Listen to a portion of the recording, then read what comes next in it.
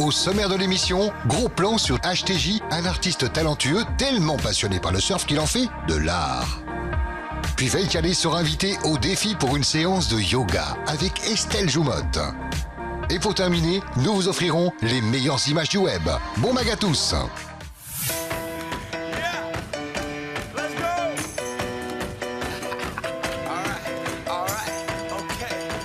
Yorana à tous et bienvenue dans Islanders Tahiti, votre magazine de glisse hebdomadaire préféré. Aujourd'hui, j'ai 4 mots pour vous. Crazy Adventures starts now. Sereva!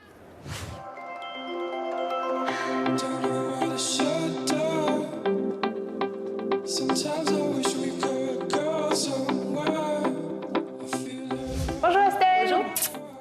Ça va? Ça va bien, merci. Alors pourquoi le yoga à part pour être zen? Alors le yoga, c'est le yoga renforce, le yoga assouplit, le yoga renforce physiquement, psychologiquement, émotionnellement. Donc voilà, c'est que du bonheur, c'est ça. Y a-t-il différents types de yoga? Il y a beaucoup de types de yoga. Alors je pense que tous les types de yoga viennent de la forme traditionnelle du yoga. Et ensuite, il y a des variantes. Il y a le yoga Iyengar qui va être très axé sur l'alignement, le yoga Ashtangar qui est très dynamique, qui est une suite des séries de postures qui s'enchaînent les unes aux autres avec le souffle. Et il y en a bien d'autres. Il y a le Bikram Yoga qui est fait dans des salles surchauffées à 40 degrés. Voilà, il y en a vraiment beaucoup. À quel point la méditation est-elle importante pour pratiquer le yoga? Alors, le yoga prépare à la méditation. Méditation, ça veut dire se concentrer, devenir conscient. Donc, les relaxations qu'on pratique en yoga ou tenir une posture et rester zen dans la posture malgré la difficulté de la posture prépare à la méditation. Je regarde autour de ta salle et je vois plein de petits mots. Dis-moi, qu'est-ce qu'un mantra? Alors, un mantra, c'est une formule magique qui permet de débloquer des énergies en toi. Et c'est le mathématicien Pythagore qui s'est beaucoup intéressé au mantra, à la vibration du son qui émet le mantra. Et en fait, qui fait vibrer en accord avec l'univers des énergies qui sont en nous. Et quand on chante des mantras, on se sent particulièrement bien. Alors, Veille Tiare, je sais que tu aimes les défis, donc je vais te lancer le défi ce matin de faire la posture sur les mains et la posture du guerrier. Oh là là, je sais pas, tout ça n'est pas très souple. Mais bon, comme d'habitude, challenge accepted. Tu vas venir t'asseoir ici au bord, comme ça. Très bien. Tu tiens pour l'instant le tissu. Quand tu bascules en arrière, c'est jambes ouvertes. OK? Sur l'extérieur. Vas-y, bascule en arrière, jambes ouvertes. Voilà. Et viens joindre tes pieds ici devant. Voilà, super. Tu relâches tes bras. Et laisse toute ta colonne s'étirer. Pousse sur les mains. Serre ton ventre. Essaye d'aller toucher le plafond avec tes pieds. Ouais, super. Allez, monte, monte, monte, monte. Oui. Posture sur une main. Oh.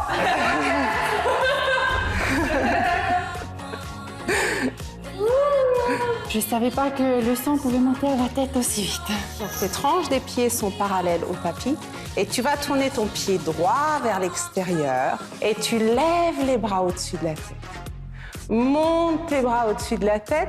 Imagine que tes bras, ils prennent naissance dans les profondeurs de ton ventre. Quand tu étires tes bras depuis ton ventre.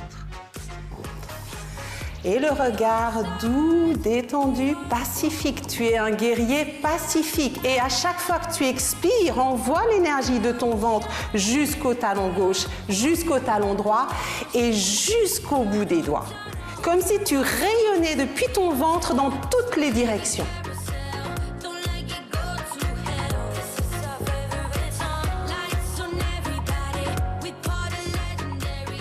Ça paraît très facile, très zen, tout le monde peut le faire, mais moi je vous dis, c'est vraiment, vraiment dur. Il faut serrer les abdos, serrer les fesses, serrer les cuisses et il faut surtout pas oublier de respirer. Et c'est ça qui est beaucoup plus difficile qu'on pense.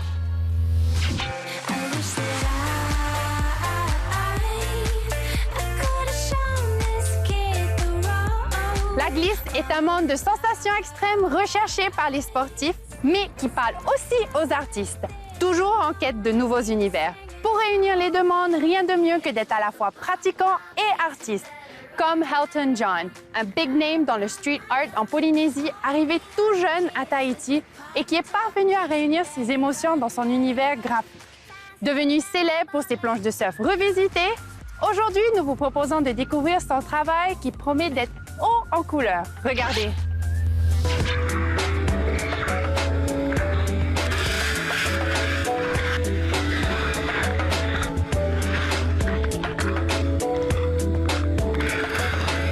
Les affinités entre street art et sport de glisse sont évidentes depuis les débuts de ce mouvement artistique grâce à son intérêt pour le skate. Plus près de l'eau, mais dans la même veine, est né le surf art qui a beaucoup inspiré Elton John, l'un des jeunes artistes visuels les plus doués du Fénois.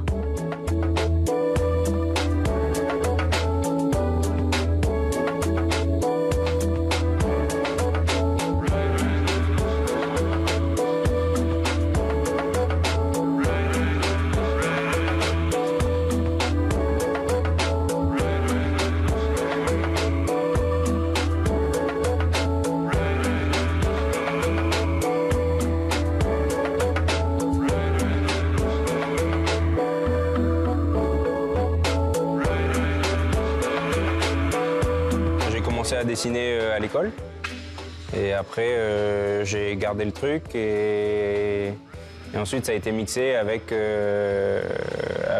tous les visuels de surf art que je voyais, les habillages sur les planches, les skates. En fait, l'arrivée des sports de glisse dans ma vie a vachement influencé mes illustrations et ce que je dessinais. Tous ces visuels de pochettes de métal, de punk, mélangés avec les illustrations des planches de skate, de surf, enfin, voilà tout cet univers-là. Et après mélangé avec l'imagerie polynésienne qu'on voit beaucoup ici.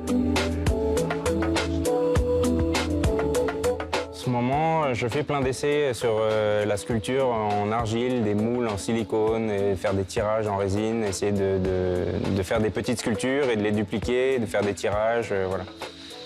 Parce que les planches de surf sculptées, je maîtrise bien. Là, je fais une petite pause et j'essaye des nouvelles choses où il y a plein d'accidents et j'arrive pas et je m'énerve et je recommence. Et voilà. Ça s'est vraiment professionnalisé à partir de 18-19 ans quand je suis parti faire une formation de design graphique en France. Dès que j'ai été diplômé, que je suis rentré, là, ça a vraiment pris un virage plus sérieux.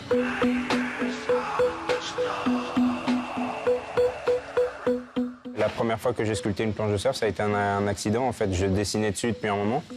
Et il y en avait une qui était vraiment cassée. Il y avait un morceau de glaçage qui m'embêtait. Donc, du coup, j'ai tiré dessus, je l'ai enlevé.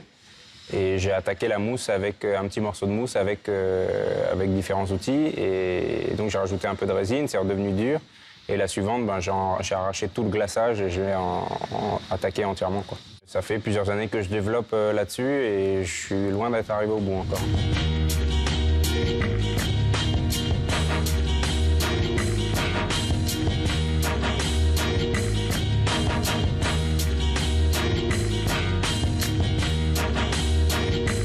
Il m'arrive de faire des expositions ici, soit tous les ans, soit tous les 2 ans, selon les projets. Je travaille avec la Galerie Winkler qui représente mon travail depuis presque 10 ans maintenant. En général, c'est une expo solo par an et après je participe aux projets qu'elle nous propose. Vous l'aurez compris, Elton John, arrivé bébé à Tahiti, puise massivement son inspiration dans la culture et l'environnement polynésien, si propice au sport de glisse. Je suis moi-même pratiquant et que c'est des choses qui me tiennent à cœur depuis plus de presque 20 ans maintenant. Donc j'ai beau grandir, avoir fondé une famille et tout. Voilà, quand j'ai ma planche, je me retrouve comme un gamin quand je vais dans l'eau. Donc ce feeling-là, j'ai pas envie de le perdre. D'abord, j'avais une petite caméra DV et je filmais pas mal avec ça. Je faisais mes premiers montages et après, avec l'arrivée des GoPro, là, il y a eu vraiment un virage où du coup, c'est beaucoup plus pratique. On l'a tout le temps avec nous, ça va dans l'eau. Voilà. Donc c'est vrai que ça a facilité les prises d'image. C'est être au bon endroit au bon moment. Ouais. Et ça joue beaucoup avec la lumière et les conditions. Et voilà,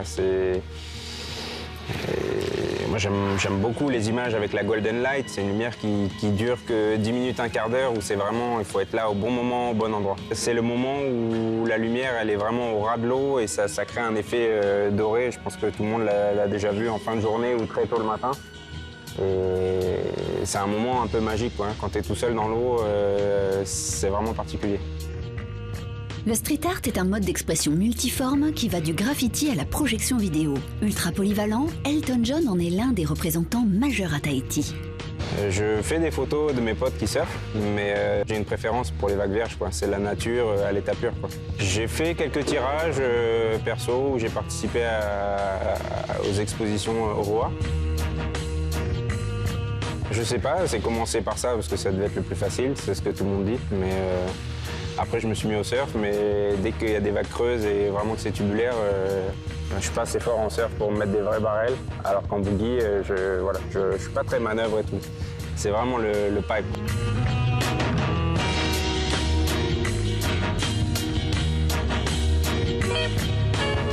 Continuer à prendre du plaisir pour l'instant dans ce que je fais. Diversifier les techniques, découvrir des nouvelles choses, continuer avec des supports différents. Les grands objectifs, c'est percer à l'étranger. Mais alors là, c'est un peu utopique, quoi. Et si tu veux que ça marche, il faut se bouger, quoi. Un partenariat tel que Air Tahiti Nui, par exemple, ça nous aide vraiment, quoi. Moi, j'ai eu la chance qu'ils m'accompagnent pour une expo à San Diego cette année. Ça nous a beaucoup aidé. On n'a pas vendu grand-chose, mais voilà, on était là, on représentait Tahiti et c'est important. Enfin, ça passe par là, quoi.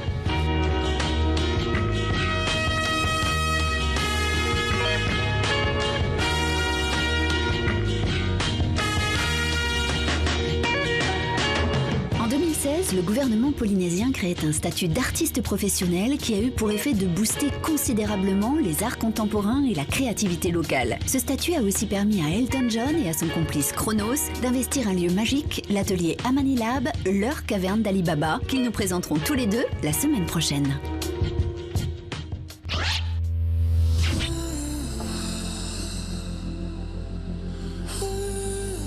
Tout de suite, c'est la séquence FestiWeb.